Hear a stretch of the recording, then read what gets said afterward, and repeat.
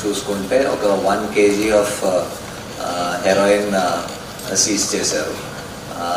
The reason ఇది important is in recent times మనకి ఇలాగా 1 kg ఆఫ్ ప్యూర్ హెరోయిన్ ఎక్కడ ఎక్కువ దొరకలేదు.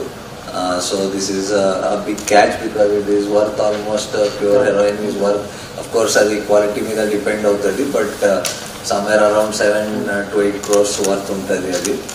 అండ్ ఇఫ్ మనకి దీని ప్యూరిటీ ఆఫ్ కోర్స్ ఇప్పుడు తెలియదు, అది FSL పోతే కానీ తెలుస్తుంది, but it might be worth more also. So దీంట్లో 4 persons అరెస్ట్ చేయడం జరిగింది. One of the main persons is Nemichand Bhati అని, అండ్ దెన్ ఆయనతో పాటు నర్పట్ సింగ్, అజయ్ భాటి అండ్ హరీష్ సిర్వి.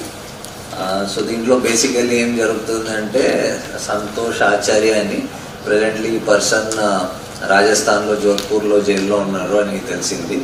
సో ఆయన one of the main suppliers of heroin. Heroin మీ అందరికీ ఐడియా ఉంటుంది కొంచెం, that most of the heroin comes from outside the country.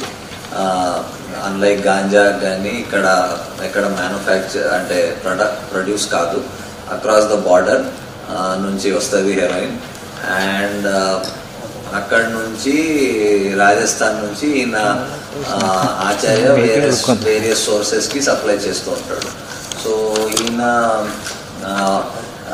ఈ 1 kg హెరోయిన్ ఈయన నేమిచంద్ దగ్గర పెట్టి ఉంటాడు ఫర్ సేఫ్టీ కోసం, ఈయన దగ్గర పెట్టాడు. బట్ ఈ మధ్య ఆయన అరెస్ట్ అయ్యి జైలుకి వెళ్ళిపోయాడు.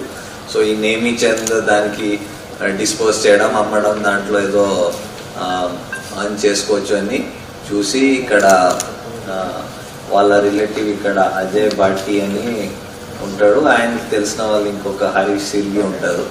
వాళ్ళ ద్వారా ఇక్కడ హైదరాబాద్లో ఇక్కడ లోకల్ ఏరియాస్లో అమ్మడాన్ని చూస్తాడు.